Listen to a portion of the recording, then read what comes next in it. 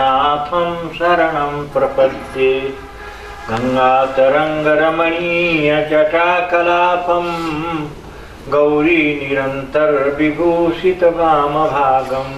श्री राम जय जय राम। श्री राम जय जय राम। श्री राम जय जय राम। श्री राम जय जय राम।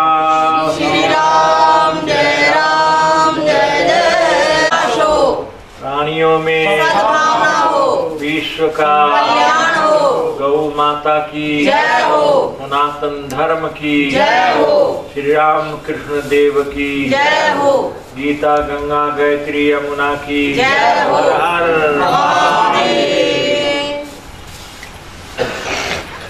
अनंत कोटि ब्रह्मांड नायक पुरुष पुराण पुरुषोत्तम परात्पर ब्रह्म परमात्मा कारण करुणा वरुणालय सर्व गुण गण निलय सर्व आधार सर्व शक्तिमान सर्वनियंता अनंतानंत ब्रह्मांड नायक प्रभु की असीम कृपा से प्रत्येक अतवार की भांति आज भी आप सभी उपस्थित हैं। प्रेमी सज्जनों और माता बहनों, भाई भाग्यशाली हो, पुण्यवान हो। देखो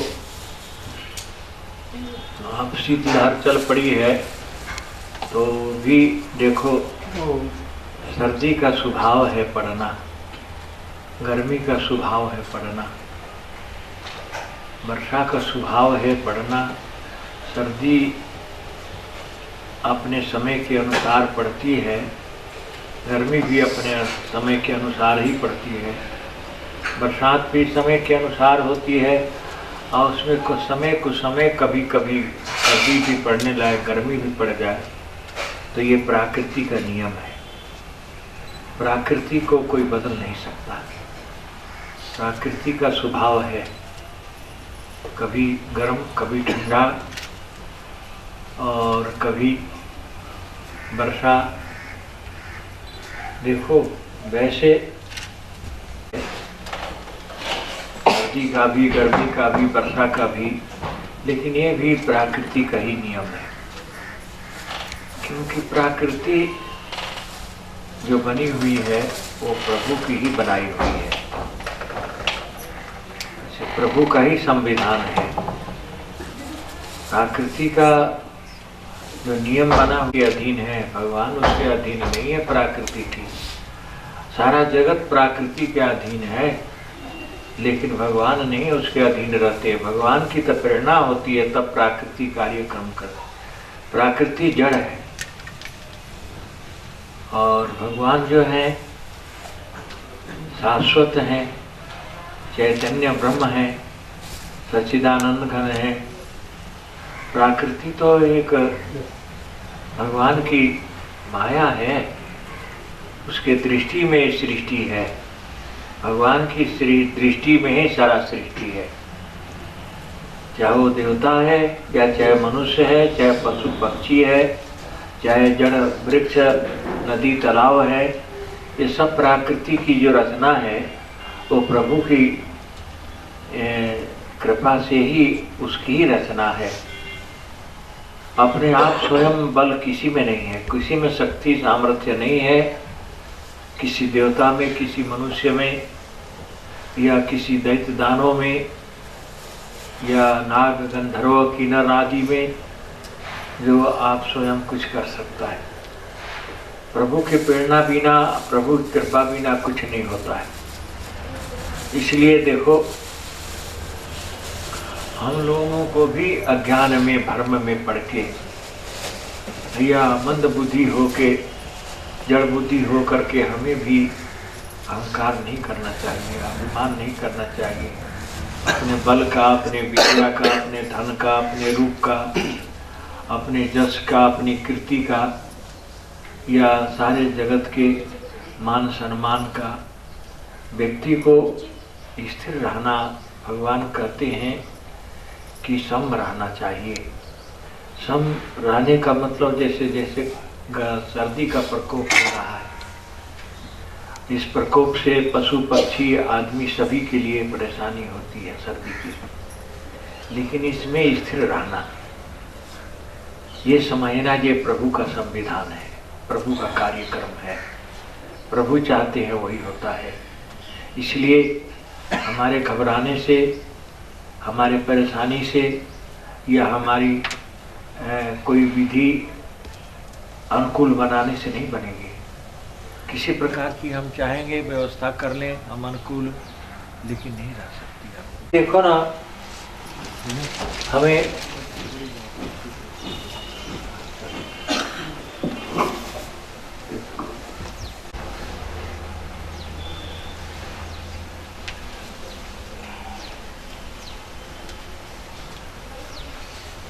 देखो, भगवान का कहना है कि गर्मी हो चाहे सर्दी हो, चाहे वर्षा हो, चाहे धूप हो, ये प्रकृति का मेरा विधान है। और मनुष्य, पशु पक्षी आदि सभी प्रकृति के अधीन हैं। तो प्रकृति मेरे अधीन है, इसलिए मेरे अधीन रह के, आप मेरे शरण रह के, आप मुझसे जो प्रेम करता है, भक्ति करता है और अभिमान नहीं करता कि मैं जब करता हूँ या तब करता हूँ, यह करता हूँ या दान करता हूँ या व्रत करता हूँ या मुझे बल है, विवेक है, ऐसा नहीं। हाँ, ऐसा भाव हो ना कि अब जैसे हनुमान जी के लिए आता है ना, बुद्धिहीन तन जानिके सुमिरो पवन कुमार, बल बुद्धि विद्या देहु मोहि हरो क्लेश विकार। अब जैसे हम कहते हैं कि हनुमान जी हमें बल दो, बुद्धि दो, विद्या दो, अज्ञान भ्रम को दूर करके क्लेश को हटाकर हमें निर्मल बनाओ, तो हम आपका सिमरन करते हुए, आपका ध्यान करते हुए आपकी शरण रहेंगे, सन्मुख रहेंगे। ऐसे भगवान से भी, भगवान का भी तो कहना है कि जो मेरे शरण रहता है, इसलिए भगवान ने कहा है कि दैवी ऐसा गुणमयी मम माया दुरत्या मामेव प्रपद्यन्ते माया में ताम तरंति ते। दैवी ऐसा गुणमयी, ये देखो प्रकृति भी कई प्रकार की है, माया कई प्रकार की है, लेकिन दैवी ऐसा गुणमयी, जो त्रिगुणमयी जो मेरी माया है, सतोगुण रजोगुण तमोगुणमय, उस माया में जो सम रहता है, दुख में, सुख में, हानि में, लाभ में, गर्मी में, सर्दी में, भूख प्यास में, मान अपमान में, सब में सम रहता है, अस्थित होकर के प्रभु का स्मरण करता है, वो योगी है। उसका ही नाम योग है। अब जैसे योग साधना कर रहा है, जहाँ बलात्कार इंद्रियों को, मन को, बुद्धि को और सबको जो है संयम के द्वारा हठात रोकता है, तो ये बल जो है कब तक है? जब तक प्रभु कृपा है। प्रभु कृपा ना होगी तो कोई बल नहीं काम करता है। तो इसलिए कहा, ये भगवान से विनय करना है कि प्रभु मेरा मन, मेरी बुद्धि चंचल ना हो, शांत हो और स्थिर हो, और आपके चरण, आपका ध्यान हो, आपका स्मरण हो, आपका गुणगान हो, आपकी महिमा हो, आपकी स्तुति प्रार्थना, आपकी स्मरण में हम अपना समय और देश काल व्यतीत करूं, ऐसी भावना बनाना विवेक है। क्योंकि बिना विवेक का जीवन बेकार है, क्योंकि ना विवेक होने से भ्रम में रहता है। तभी गोस्वामी जी ने लिखा, विवेक का मतलब ये नहीं है जो कोई बहुत पढ़ लिख लिया, विवेक का ये मतलब नहीं है बहुत कलाकार हो गया, विवेक का ये मतलब नहीं है कि बहुत से गुणों में प्रवीण है, जानकार है, ऐसा नहीं। विवेक का अर्थ होता है कि कोई भी कार्य कर्म करता है समझ के, विचार के करता है, सूझबूझ से करता है और सोचने से नहीं होता है। बहुत लोग सोचने में ही टाइम बहुत गवा देते हैं, समय खराब कर देते हैं। सोचने से नहीं होगा, क्योंकि एक बार नहीं लाख बार भी सोचते रहो तो सोचने से कुछ नहीं होता। हाँ, विचार से होता है। विचार करके करने से होता है।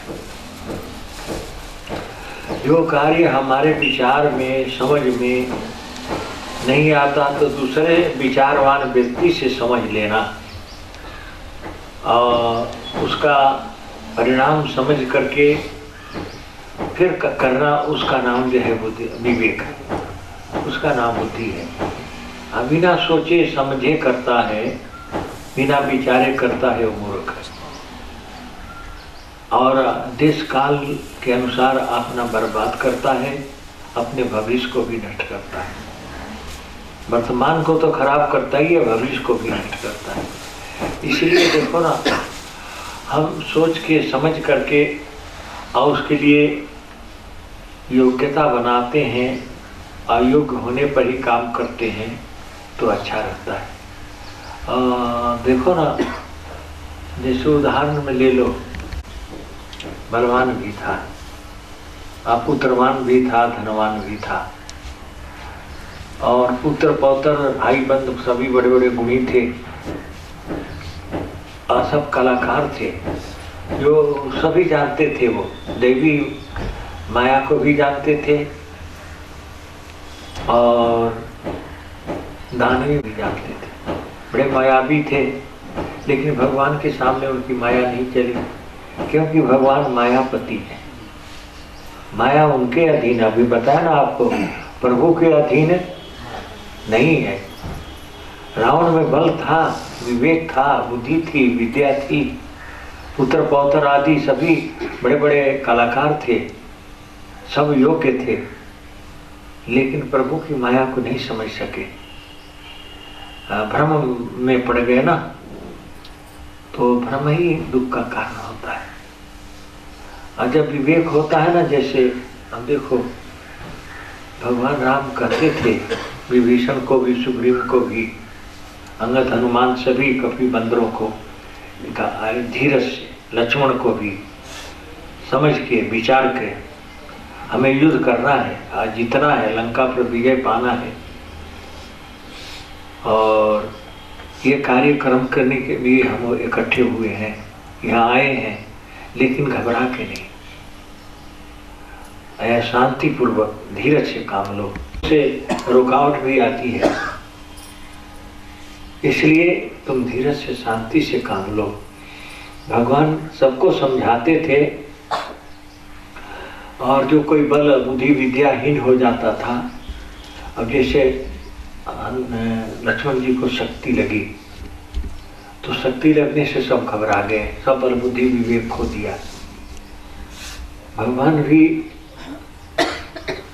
अपनी माया से आप मोहित होकर के लक्ष्मण के लिए शोक किया और इस बात का विचार किया कि मैं सीता के बंधन से मुक्त करने के लिए कभी बंदरों को, लक्ष्मण आदि को लेकर यहाँ चढ़ाई किया और जो लक्ष्मण नहीं उठे शक्ति बाण लगने से, तो मैं माता आदिकों को क्या बताऊंगा और पूर्ववासी जो अयोध्या के अवध निवासी हैं उनको क्या बताऊंगा कि हमने सीता के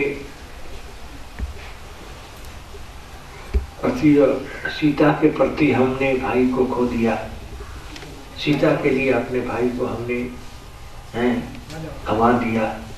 ऐसा भगवान राम को होने लगा विचार, लेकिन भगवान राम धीरज कहा, धीरज का रख छोड़ो, सभी को ही निर्देश देते रहे।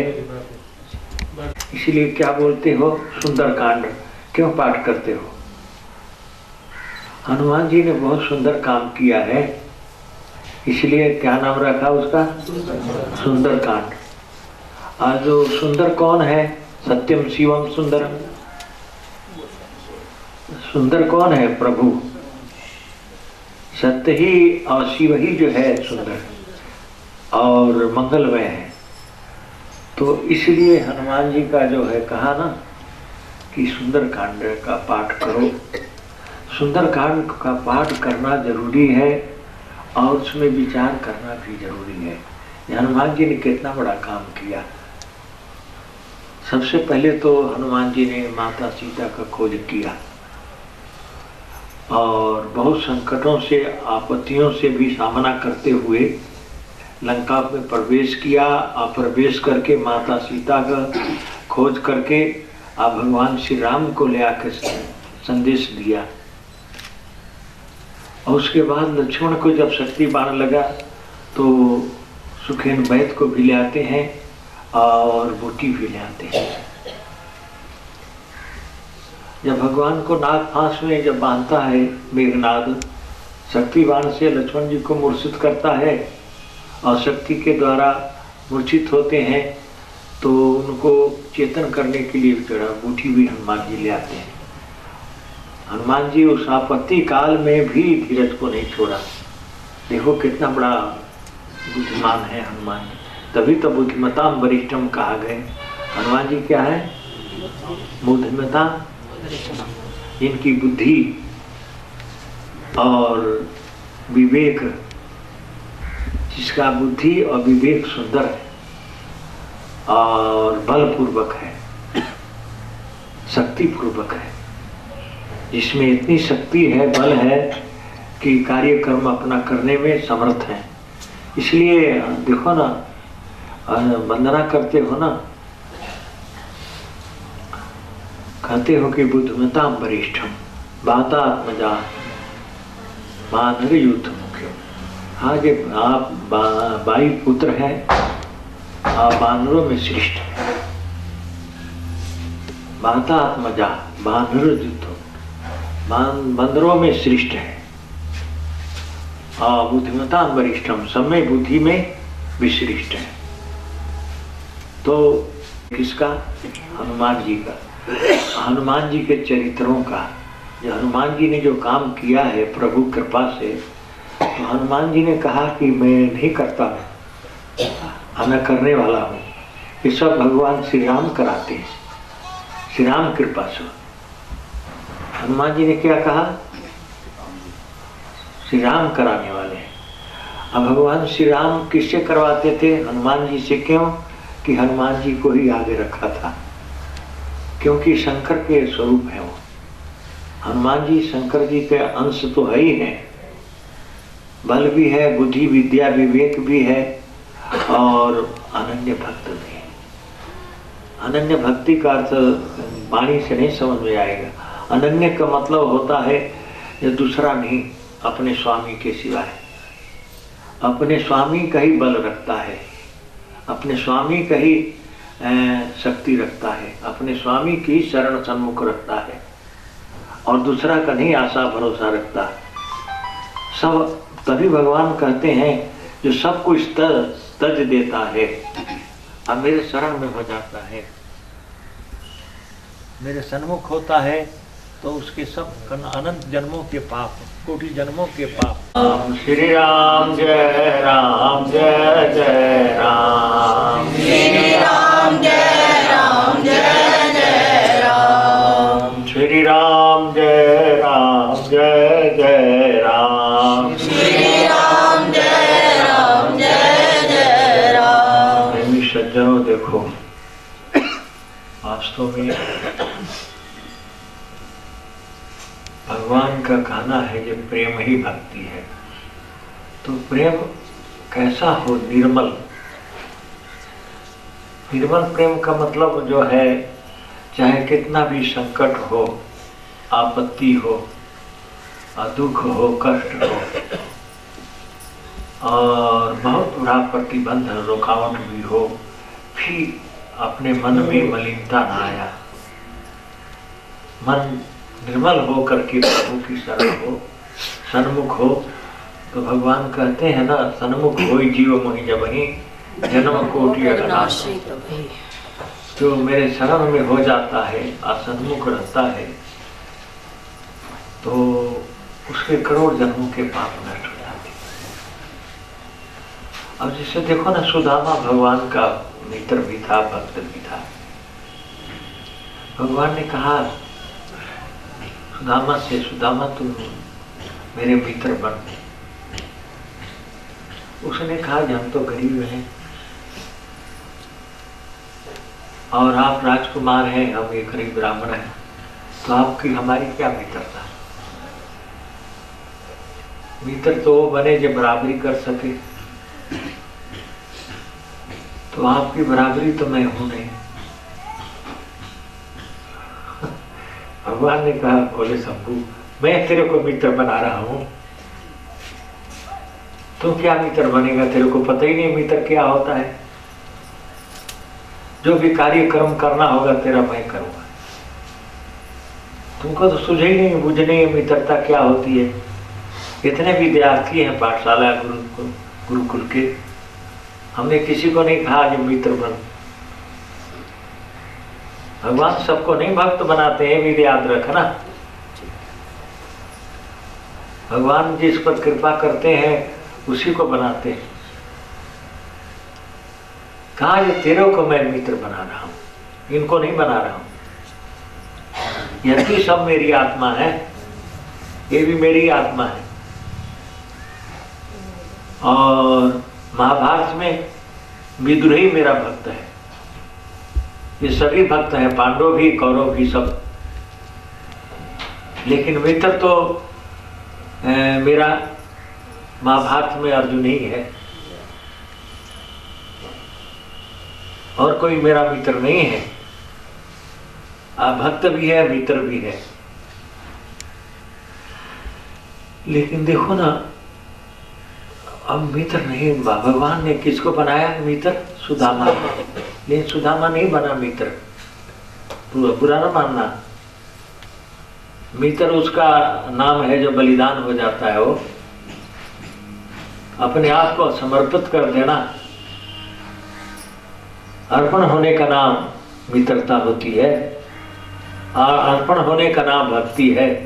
ये थोड़े जो स्वार्थ आ गया तो सेवा करने लगे, मानने लगे, वैष्णो देवी को, चिंतपूर्णी, ज्वाला, कांगड़ा, भगवान शिव, हनुमान सभी को माथा टेकने लगे, गुरुजनों को मान सम्मान देने लगे स्वार्थ में। ये नहीं भक्ति होती है, ये भी मित्रता नहीं होती है। ये तो अपने का स्वार्थ बस है। लिखा भी है, भगवान राम ने खुद ही कहा है, स्वार्थ मित्र सकल जग माही, असपने को परमार्थ नाही।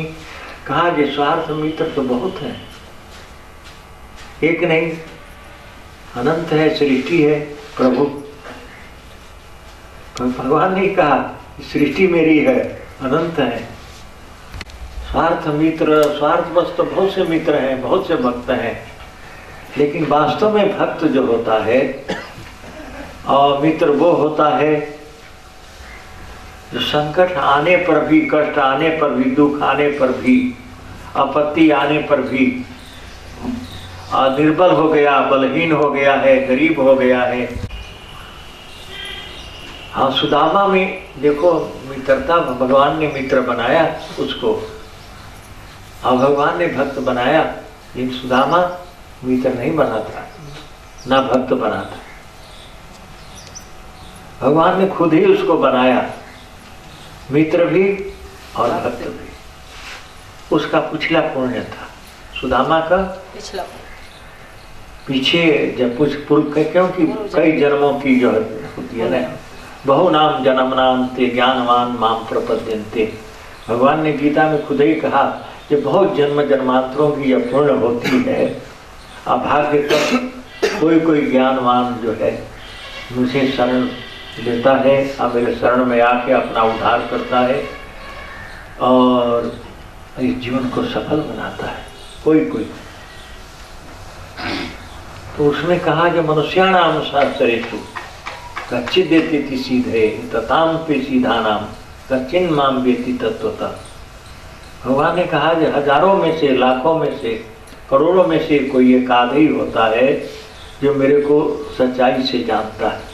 कच्चित देती सीधे, कच्चिन मन कोई एक आधा ही होता है ये मुझे समझता है और जानता है और पहचानता है और मेरे शरण होकर तर भी जाता है। दूसरों नानक आप तरे और ले तो उधार।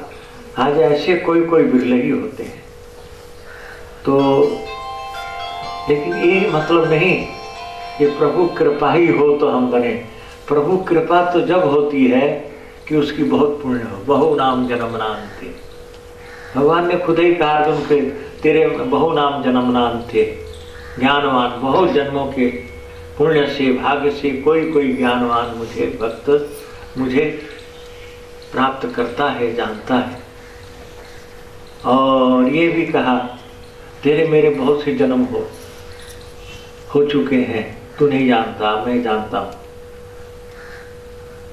तुम तो समझता कि मैं पार्थ पुत्र अर्जुन हूं, मैं पांडा हूं, लेकिन वास्तव में तुमको ये नहीं पता अर्जुन कि तेरे मेरे कितने जन्म हुआ। ये राजा लोग कितने बार जन्म राजा बने होंगे और कितने बार ये योद्धा बने होंगे और कितने बार दानी वीर बने होंगे, इनको भी पता नहीं है, तुम्हें भी नहीं। ये तो मैं ही जानता हूं।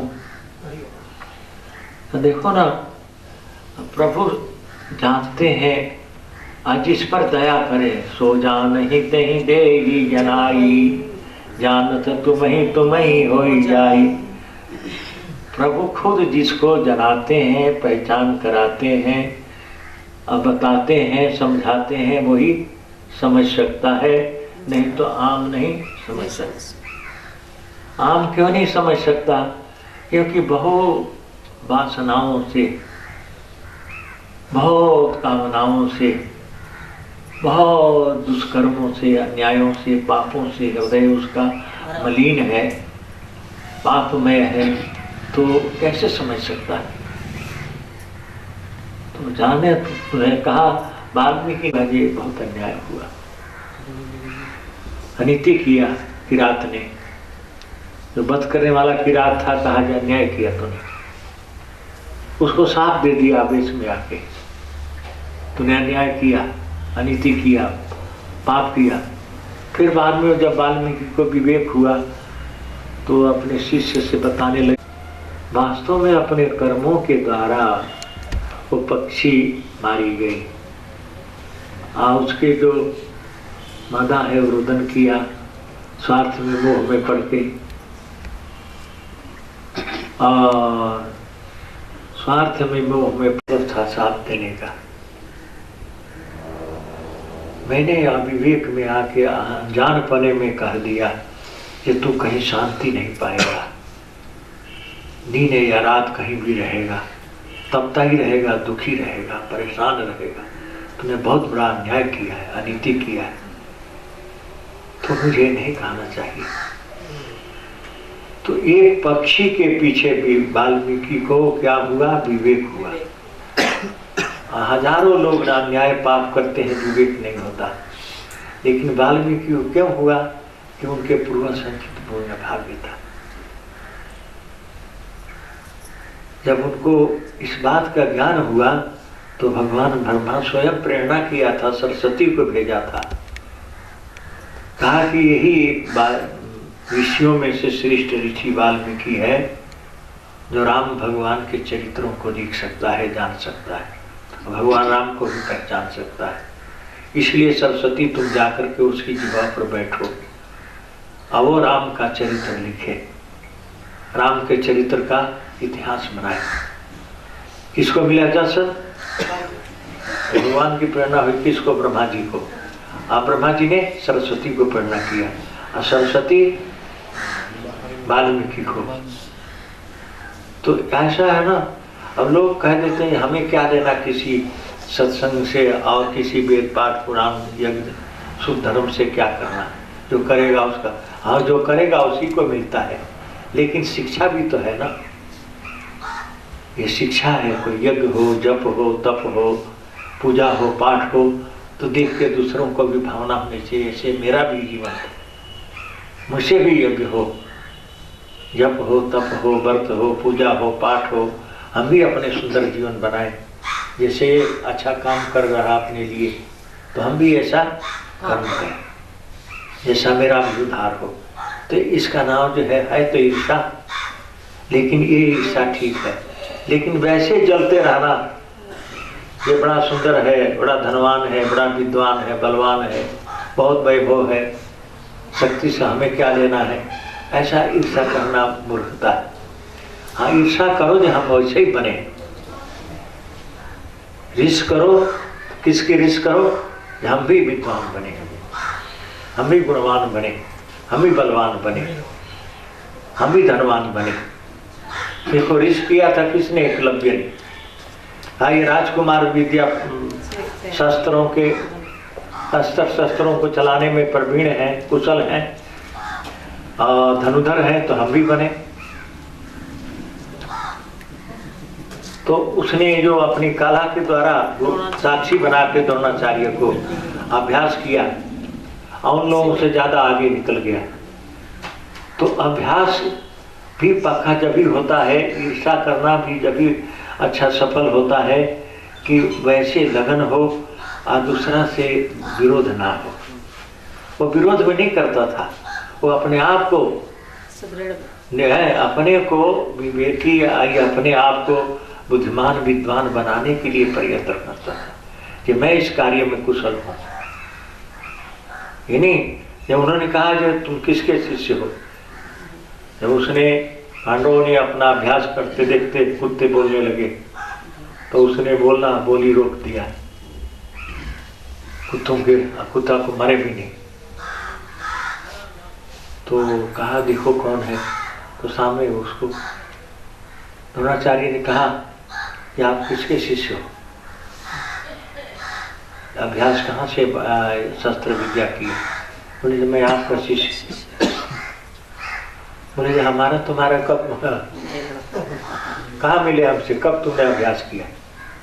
उन्होंने कहा जो मैं आपके दर्शन करने गया था, आपने निषेध कर दिया कि इस विद्या का तुम पात्र नहीं हो। ये क्षत्रिय, मैं राजगुरु हूँ, ये राजकुमार हैं, इन्हीं के लिए शिक्षा मैं इन्हीं को दे सकता हूँ, दूसरों को नहीं दे सकता हूँ। उसने समझा नहीं, उसने कहा चलो नहीं देते हैं, जो जैसे इन अभ्यास इनको कराते हैं बताते, मैं भी वैसे ही करूँ। तो ये ईर्षा थी, तो ईर्षा लेकिन वो सफल थी क्योंकि उसमें सच्चाई थी, लगन थी। तो उन्होंने कहा जो तुम हमें इस बदले में क्या दे सकते हो? बोले जो आज्ञा हो। कहा अंगूठा दे दोगे? दे दे।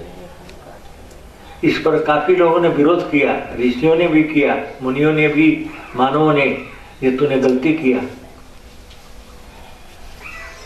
तुम्हें अंगूठा नहीं देना चाहिए दक्षिणा के। दक्षिणा वास्तव में दक्षिणा तो होती है अन्न की, धन की या सेवा की होती, तूने तो अंगूठा ही दे दिया। उसने कहा जो गुरु ने आज्ञा किया दे दिया,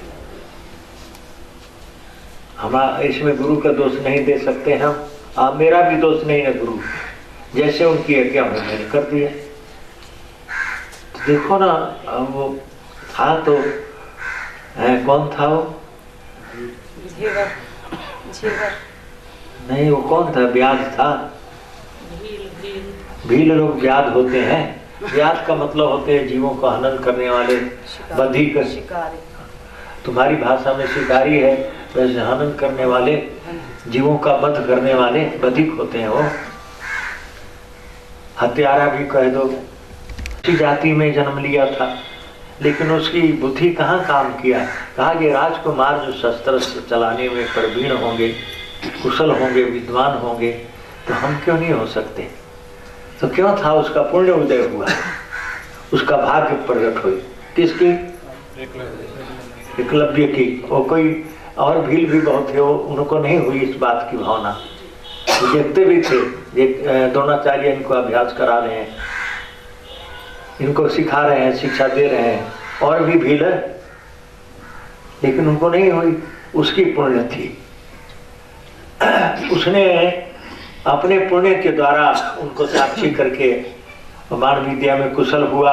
और बड़े बड़े राजसभाओं में, बड़े बड़े जहाँ राजा महाराजाओं के जहाँ पर युद्ध होती थी, तो सभाओं में भी और रण में भी, सब जगह हो गया। यहाँ तक कि भगवान से भी लड़ने आया हो। ये भी आप समझो, द्वारिका में भगवान के चढ़ाई कर दिया था। भगवान उस वक्त तप कर रहे थे हिमालय में। भगवान को संदेश गया, जब तक आए तब तक बलदेव जी ने उसको भगा दिया था, नहीं तो द्वारिका में भी चढ़ाई कर दिया था वो। वैसे भगवान को जानता भी था जो भगवान है, ये भी नहीं अनजान था, उसको ज्ञान हो चुका था ये भगवान श्री कृष्ण भगवान है। लेकिन वो दूसरे के पक्ष में आ गया ना, पौंड रख के वो अपने आप को भगवान कहने लगा, वासुदेव, भगवान को झूठा बना दिया, ये झूठे वासुदेव हैं, ग्वाला हैं ये, मैं भगवान हूँ, ऐसा भ्रम में डाल दिया था। तो उस पक्ष में आके, लेकिन था भक्त भी, वो जानता था भगवान कृष्ण भगवान है, ये चढ़ाई कर दिया था। तो ऐसा है ना, देखो चढ़ाई भी किया, क्यों कि उसको शस्त्र कला आती थी, यद्यपि उसने अंगूठा तो दे दिया था, लेकिन बाण विद्याओं में तो प्रवीण था, वो कुशल था। तो इसलिए देखो ना, कुशल व्यक्ति गलती भी करेगा ना, उसे भूल भी होगी तो उसमें नादानी नहीं होती, अनजानपना नहीं होता है, मूर्खता नहीं होती है। आज जो मूर्ख आदमी करता है वो सरेआम ही गलत करता है, अपने लिए भी, दूसरों के लिए भी, समाज के लिए भी। आज जो बुद्धिमान होगी, इसलिए काम ऐसा करना चाहे, यदि हमसे काम पूरा नहीं होता है, हम नहीं कर सकते हैं, तो ये विचार रखना चाहिए दूसरों का हानि ना हो, अपना भी ना हो, तो दूसरों का भी नुकसान ना हो। तो ये इसका नाम विवेक है ना, समझना। जो विवेक ये नहीं है कि हमने पढ़ लिया, डॉक्टरी इंजीनियरिंग कर लिया या MBA कर लिया तो हम कुशल बन गए, नहीं। हम कला में कुशल हो सकते हैं, लेकिन विवेक नहीं हो सकता। या संगीत कला में या जबान विद्या में, चाहे कोई भी सा कला है, आजकल क्या कंप्यूटर बोलते हैं, छोटे छोटे बच्चे भी कंप्यूटर, लेकिन उनको पता नहीं है ये इसका लक्ष्य क्या है। तुमसे ज्यादा जानते हैं कंप्यूटर में बच्चे, लेकिन उनको पता नहीं है। तो अनजानपने में जो है, समझ का नाम है विवेक, अना समझ हो तो फिर अज्ञानी मूर्ख है। इसलिए देखो, समझ के विचार के चलना, बिना विचारे जो करे सो पाछे पछताए, काम बिगाड़े आपने जग में। हमसे नहीं समझ में आती बात, जिसको हम नहीं जानते हैं, नहीं समझते हैं, कोशिश भी करते हैं, तो दूसरे से समझने की कोशिश करें। किसी भी विशेषज्ञ, जो विशेषज्ञ हो, गुण कहीं से भी लिया जाता है। वहाँ जाति और संप्रदाय नहीं है, वहाँ पर व्यक्ति विशेष नहीं है, जो बहुत बड़ा मिनिस्टर लीडर है, या राजा महाराजा है, या महंत गुरु है, ऐसा नहीं। ज्ञान कहीं से भी मिल सकता है, शिक्षा कहीं से मिल सकती है। तो गुणग्राही का नाम जो है ज्ञानवान है। जो गुण को ग्रहण करता है उसका नाम क्या है? ज्ञान। और जो गुण में ग्रहण करने में, प्राप्ति करने में आलस करता हो मूर्ख। इसलिए देखो, भगवान का कथन है कि मानव जीवन बड़े पुण्य से, भाग्य से मिला है, और इसका फल है कि प्रभु की शरण होना। नहीं शरण में तो अन्याय भी नहीं, भटकना भटकना भी नहीं हो, किसी प्रकार से हो सके तो प्रभु की शरण पहुँचे और उसकी दया कृपा में रहे। नहीं हो सकता है तो कोशिश करते रहना चाहिए। सर्वे भवन्तु सुखिनः, सर्वे सन्तु निरामया, सर्वे भद्राणि पश्यन्तु, मा कश्चित् दुःखभाग्।